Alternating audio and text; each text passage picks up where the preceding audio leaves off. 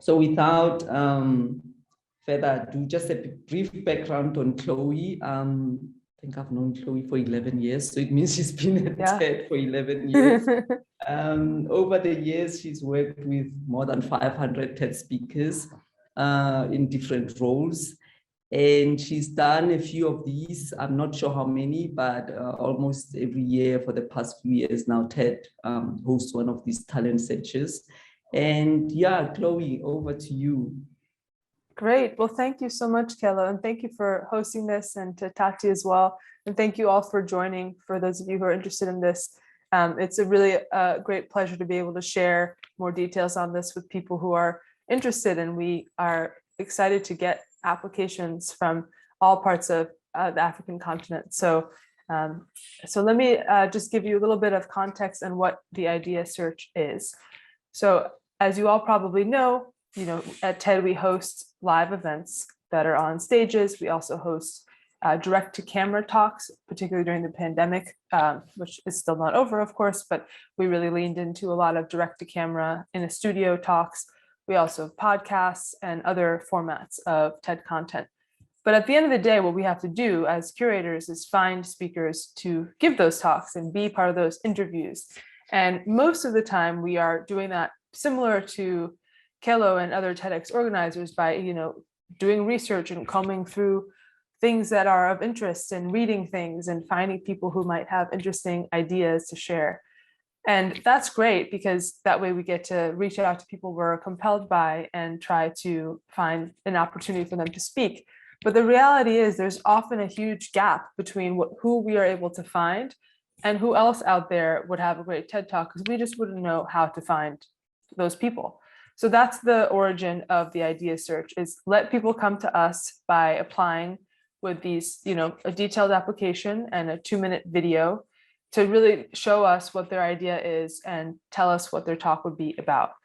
And it's been a really fun, rewarding way to find new TED speakers. And in the past, we've actually, since around 2010, we've been doing these, and we've been doing them globally, like open to everybody. But what ends up happening, because of all the factors that you all can imagine, is we end up getting mostly applicants from the US, from Canada, from the UK, and Western Europe. And so then we're still sort of mired in a mostly Western pool of applicants. And so it's been actually really rewarding to instead focus on regions of the world. And last year we had one open to Latin America, including the Caribbean. And 3 of those winners went on to speak at TED 2022 in Vancouver this past April. And one of them is going to speak at our Countdown Salon this June in New York. So that was fantastic. And it's again, getting one region means you end up paying attention to that region, which is a great way to just find ideas from parts of the world that we just aren't as tapped into. So right now we're doing that with the African continent. And then later this summer, we're planning to open it up to Southeast Asia. So for right now, with TED Idea Search Africa, we are looking for applicants who have, strong ideas. And what do I mean by that? So obviously, a TED Talk can look like very many different things. Sometimes it is a personal story, though I would say that's pretty rare, because it's really nice when someone comes on the stage with expertise and can share something meaningful about their work. But I think what really makes a successful application is someone who can say in their 2-minute video what it is that they're going to show, and actually give the specifics about what their talk will actually include, so that it's not just a preview of, and then I will tell you, then we will talk about how the economy could be better. How, tell us how, go into those details. And so we're looking for applications from people with all kinds of backgrounds, all kinds of interests, all levels of expertise, but ideally someone who really is the right person to give that talk on that topic, showing us something new, and not just talking about an issue. Like a good example of that might be, the climate change is a problem. We have to pay more attention to climate change. That in itself probably won't be a TED Talk, because most people agree who believe in climate change that climate change is a problem. But someone who's offering an actual solution can give a little preview to it, and it, saying something like, by sequestering carbon in this particular way with this model that we have implemented, this is a way that we can limit the effects of climate change. That's just an example. So, going to the next step of what is the solution is always really helpful. Of course, not every talk is going to have a solution. Sometimes it really is about thinking about a new way of looking at a topic. So a philosopher might apply saying, I have a new way of understanding, the way that children develop when they are undergoing trauma, let's say, and then really getting into the specifics of what that looks like. And it doesn't mean that they have a solution, but they're really outlining what it means and helps us rethink children who have been through trauma. So that's another example of how to go deeper. And then I think the other most important thing is when remembering that TED Talks, we never want them to feel like a company or an organizational pitch, right? We want it to really feel like this is an idea, and if you're in the audience, you're listening, and rather than thinking, oh, I have to go buy this cool new gadget from this company. No, instead it's, oh, there's a way to use technology to improve, musical collaboration.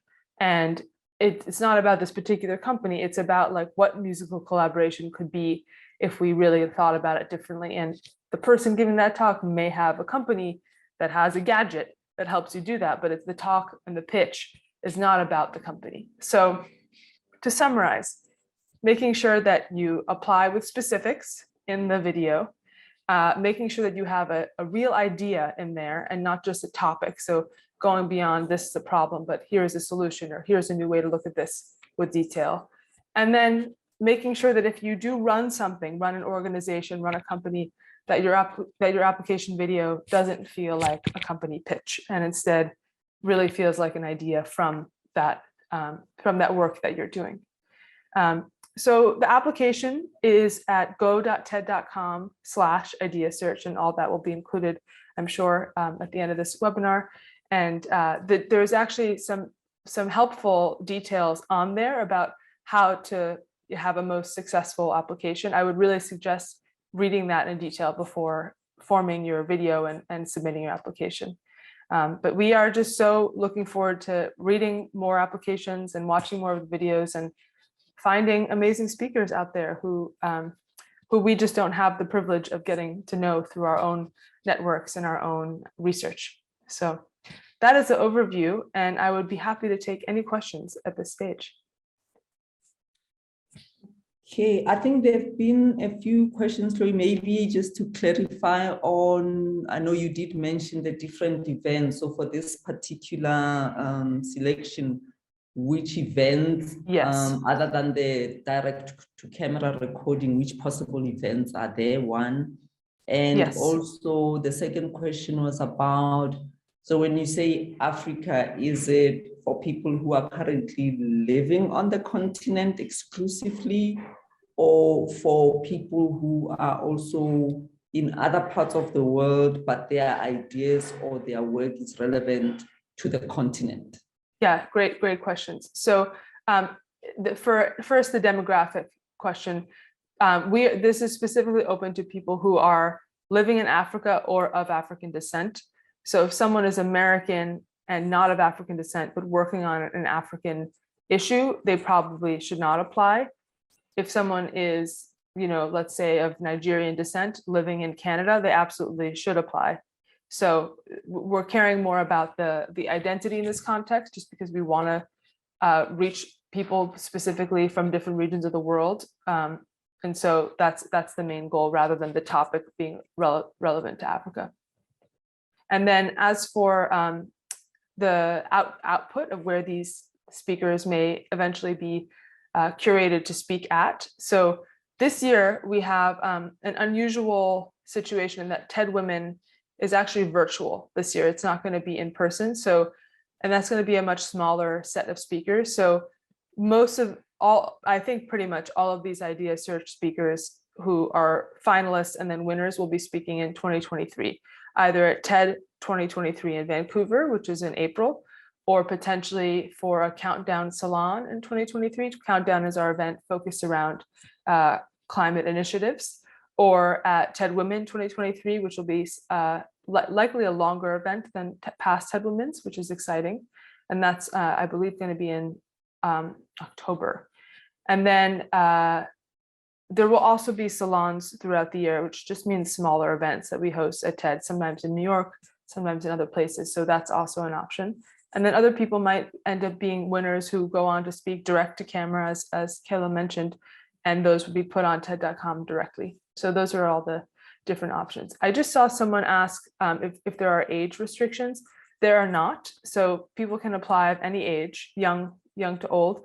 People who are under 18, just because of the law, we will probably require that if they travel somewhere to give a talk, that they have a guardian with them.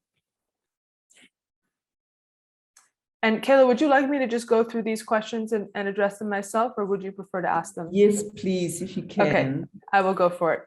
Okay, so I'm looking at the Q&A right now. Someone wrote, please, can you provide details on how to submit the video and submission?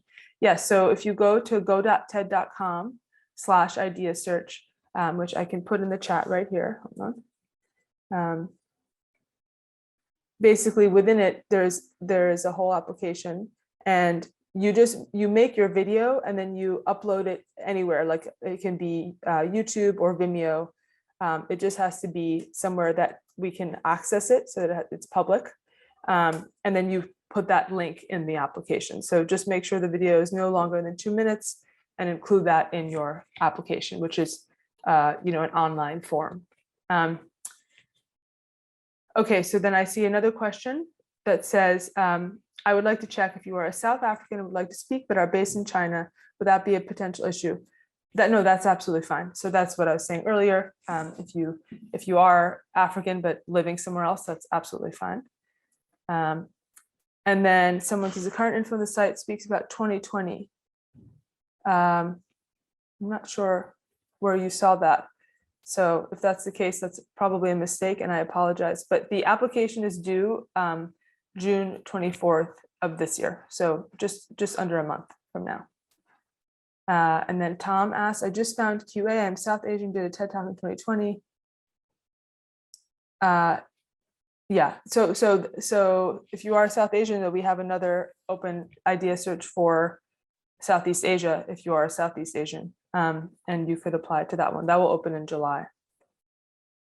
Okay, maybe great. just a question from me in terms of process. So yes. People submit, the deadline is the 24th of June. Yeah. And I guess you sift through the applications. Is there a short list? Are you going to do like a pitch where a few of them get selected and then you do the final selection? Yes, thank you for that. I meant to include that. I appreciate the prompt. So the process is as follows. Everyone applies by June 24th. We are reviewing as applications come in with the goal of selecting finalists by early July. And what that means is the finalists are people who we want to include in these virtual TED membership events. So typically we select 5 to 10 finalists out of the whole application pool. And that means that all these people are in the final round. So the finalist events are really fun. They're an hour long and there's 5 finalists per event. So if there's 10 finalists total, we'll do 2 separate hour-long events. And what they entail is we invite TED community members to attend. And it's similar to this, it's a Zoom webinar. And we play the 2-minute application video that was submitted by the applicants first. And then the applicant comes online, the finalist comes on video, and we do a brief Q&A for just a few minutes. And then the audience gets to use a poll, a Zoom poll, to say, what did you think of this person's speaking style? And what do you think of this person's idea? And then we go on to the next and we host it. And it's just sort of a 5 finalist event where you get to see a little bit more about them through the Q&A beyond their application. And then we do, we gather that data from our community members, as well as our own internal staff data and ratings, and then we choose the winners. So the winners are likely to be selected by mid-August. Okay, Some of the questions are in the chat. There are a Mhm. few questions about TEDx speakers. Mhm. I think people who have TEDx talks want to know if they can apply. I think Yes, they yes, can. absolutely. So if you've given a TEDx talk, you absolutely can apply for this. I would say if you've given a TED talk, like if you've given a talk at a past TED produced event, we're less likely to select you just because then it won't really be new for the TED platform. But TEDx speakers, please do apply. Absolutely. Okay. Another question is about travel. So if someone is selected, what typically happens? What does TED cover? What are the costs that might be related to the speaking engagement? Yeah, for sure. So the finalists, that's all done from home. So there's no travel involved in those member events I was just mentioning on the Zoom webinar. So the finalists, there's no travel necessary at all. It's just committing to a time and showing up on Zoom. But if you're a winner and then we figure out where to place you in our programs, then absolutely we fly you, we put you up in a hotel, and you're just a normal TED speaker at that point. So every TED speaker has all their travel and lodging expenses covered, as well as meals and all of that. So.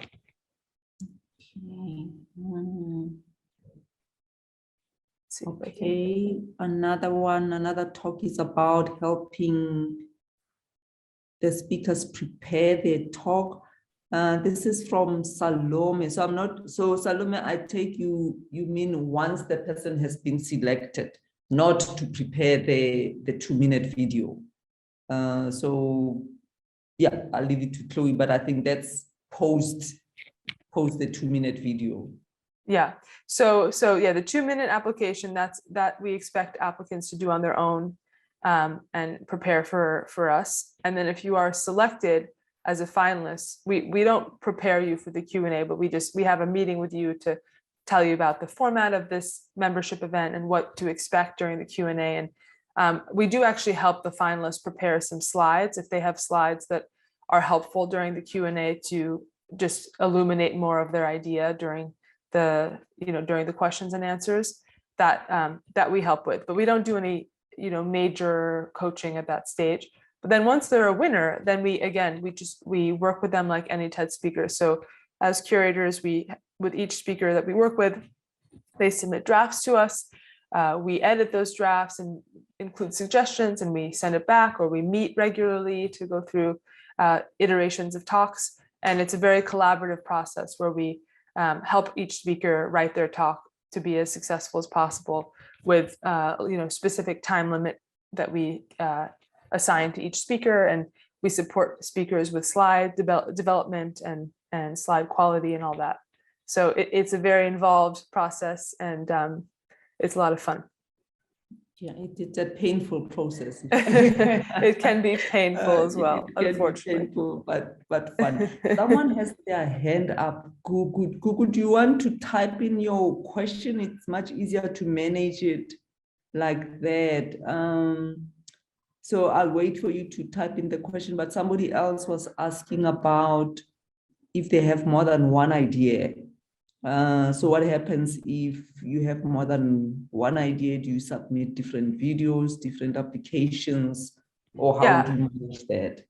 I mean, I think so. So I would be careful with that, because if you have more than one idea and it's truly because you are working on both of those things, and those are the right topics for you to share, that's great. You absolutely can submit more than one application, but we have sometimes had one person submit 5 or 6, and it's kind of all random ideas, and that actually can harm rather than help an applicant. So as long as it really is something that you feel ready and qualified to speak about, and they're 2 different things, or maybe 3 even, yeah, absolutely, you can make separate applications. Okay, so I think there's okay, Dudu, if you want to rather ask the question, then you can do it now. I think they said they raised their hand in error. Yeah. Oh, okay. I can go back to the Q&A, or you go ahead, Kayla. Yeah, someone wants to, I think Tom shared a link of their talk, so I'm not sure. I think it's just best to apply. I know this has come up before for our community, like our TEDx Johannesburg community, people saying, I've already done a TEDx talk, can't you guys just nominate me and put the link to the TEDx talk? So I think for me, it's two issues on the content of the TEDx talk and the talk that you want to do for this idea search. Maybe my question to Chloe is, can someone just go and do a 2-minute on their previous TEDx talk? Yeah. Or does it have to be a fresh idea?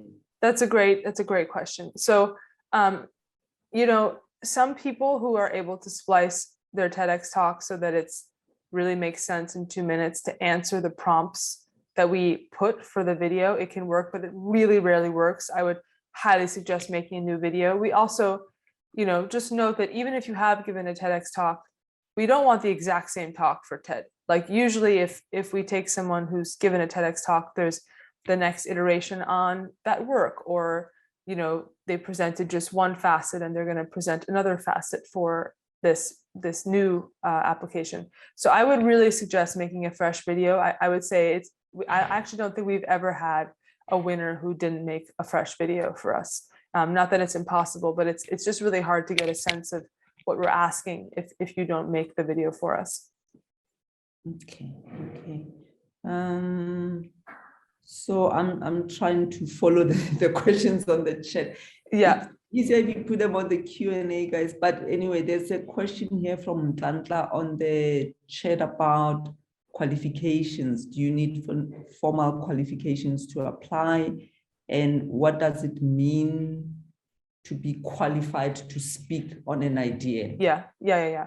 So that is, I understand that question because it is a little bit murky in a way, right? I mean, there's world experts who are talking about things like architecture, and then there's maybe architecture students or first year architects who want to talk about an idea.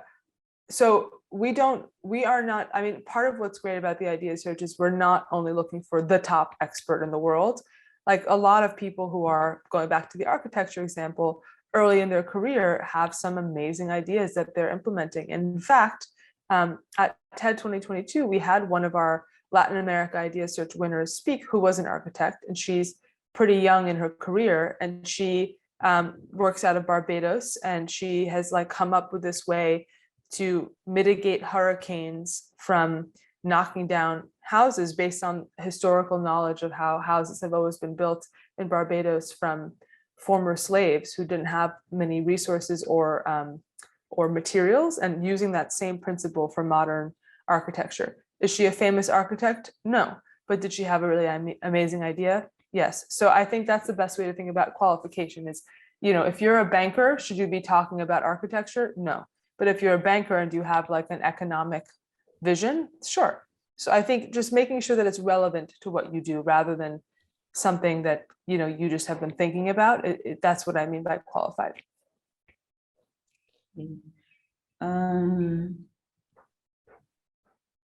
So someone is asking about the recording. Does it have to be a professional recording? Can they just do it on Zoom? Yeah. Yes. Yeah. Great question. So in the application, there's specific advice for how to make your video look good. It does not have to be professional at all. Most people use their iPhones or any phone. So it's really more about just, doing it in widescreen and ideally trying to have it, because on your phones, you can choose what quality of video you're recording. So just optimizing things like that is great, but it does not have to be professional. You could even rest your phone on a water bottle and stand back so that it's filming you. So, or do it on your computer. Yes, you can do like a photo booth thing if you have a Mac or something similar for a PC. So it's less about that and more that we want to see you and hear you. The audio is really important. Like as long as we can hear you clearly, you're not outside with wind, and we can actually hear what you're saying, that's really helpful. Okay. A few other unrelated questions. I might not be able to give a comprehensive answer. Someone wants to know about the TED Fellows Program, if there's a TED Fellows Program for Africa, and if going that route can fast track you to getting a TED Talk. And I didn't hear the last part. If going where? So if being selected as a TED Fellow can fast track the process of you having a TED Talk. I see. So I don't work on the TED Fellows team, but what I can say is the TED Fellows program is open for each conference, and they're never specifically, as of now, for a region. They're open to the whole world. So people from Africa are always invited to apply. And if you become a TED Fellow, you do give a TED Talk as part of being a TED Fellow, but that's very separate from the idea search. Okay. And another question is about TEDx events. This is Haneke. There will be TEDx events, and I think most of us are just coming out of the pandemic. We still are in many ways. So in some regions, there are no events really. People are just, just trying to maintain some level of engagement. I know for us in Johannesburg, we've mainly done online events, and this year we're hoping in the second part of the year, we'll do like small in-person events. But the best is to maybe just check, depending on where you are, Haneke, just to check in your local community TEDx webpage, or if you go to TED.com, there is a page somewhere, if you just type TEDx events, that gives you a regional calendar of where the next TEDx events are. I think that's the best way to do that. Someone was asking in the chat about travel. I know Chloe has already answered that. So if you get invited to speak in Canada or in one of the in-person events, TED will cover the costs. I can answer some more I see here in the Q&A or the chat. So Willem asked, must the video show my whole body or head and shoulders? Head and shoulders is absolutely fine. Whole body is not something we expect. And I saw someone ask, how many speakers will we be selecting? Nikki asked that. So that just depends. It depends on how many great finalists we have. If we have 5 finalists, we might choose 1 or 2 winners. If we have 10, we might choose 3 or 4 winners. So we don't have a specific quota. We probably won't choose more than 4 winners. So someone asked, can you apply if I've already done a TED Talk before? Me, Chris asked that. I think I mentioned this earlier. If you've given a TEDx talk, yes. If you've given a TED Talk, which is obviously different, ideally not. You can still apply, but it just, we're looking for new voices for the TED platform. Okay, I think that's about it from what I've seen in the chat, but I'll go back to the Q&A. Yeah, someone wants to know if they should include slides in the 2-minute clip. So that's up to you. If you have a really visual idea, it can really help to have pictures of things that you're talking about. For example, if you're a ceramicist and talking about ways that clay can be formed into like organic shapes or something. I don't know, I'm just inventing this, right? But you probably want to show us pictures of the clay. If you are a mathematician and you want to help us understand a concept through a chart, a graph, that can help too. But I would say don't feel like you have to have slides. The slides, it's actually very similar to how we feel about slides for the TED stage for a main stage talk.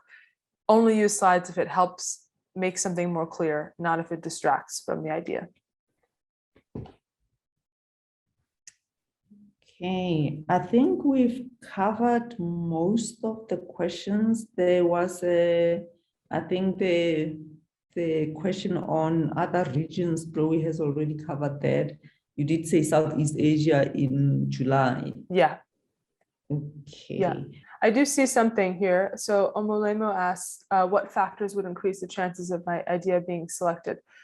I think that goes back to just making sure you're really looking at what the prompts are, so that your video answers the questions that we're asking for, within the parameters of that. And then the other thing is, I mean, the part of it really is subjective on our part. Like, we're looking for ideas that we find compelling and interesting and new. So I would say, don't think of it so much as a hack, as much as just being really thorough and trying to share your idea with as much detail as possible.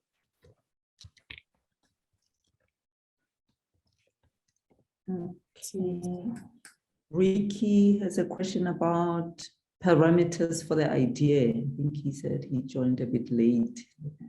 Yeah, so in terms of parameters for the idea, the great thing about this, and actually this answers someone else's question too. I think someone asked if this will lean towards tech and science.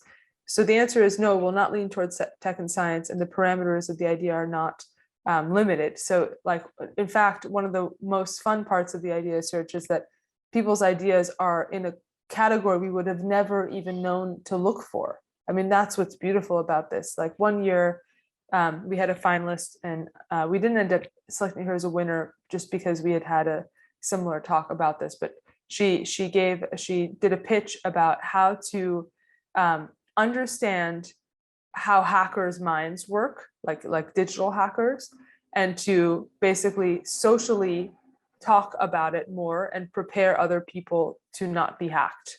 And so, like, if you have casual non-tech conversations with people in a way that teaches them how not to be hacked online in your email and all that stuff. And she had some really good specific ideas for how to do that. It just happened to overlap with something we had just curated for another event. But that's, like, I don't even know what category that is. Is that tech? Kind of, but it's also kind of psychology and communication, right? So don't feel limited by any specific scope of ideas or type of talk. I have a question.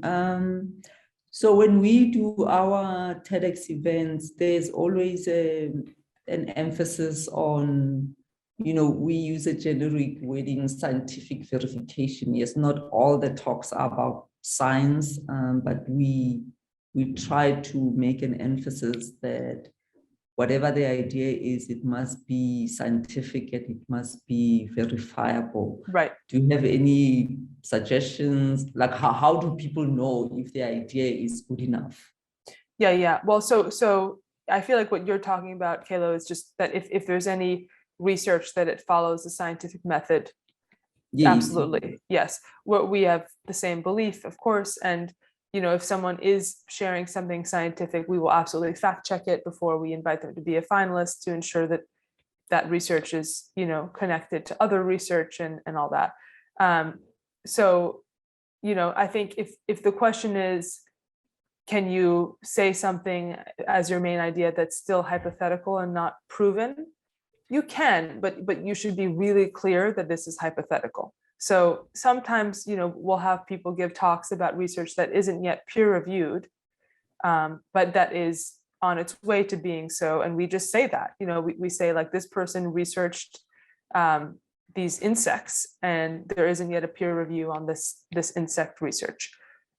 So in terms of being successful with an application that, isn't fact checkable, I think just be very upfront about it. And if it feels like it's aligned enough with facts out there that your theory is interesting to people who know about the facts in that area of research, then that could possibly work.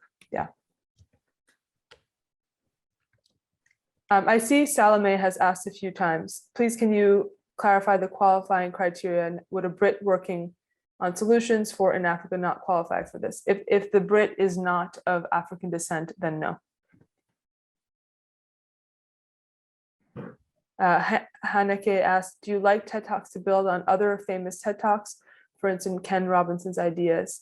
I think there's nothing wrong with mentioning other TED speakers, but we really are looking for original ideas. So, having a connection to a past speaker is not really a specific advantage in this situation, or having something that's I was inspired by this and this is now my idea based on that. Unless you're researching that or like truly involved in it, that's not a specific advantage to do that. Yeah, I think we've covered almost everything. We have been recording the session, and I think we've managed to do this in 40 minutes, which is great.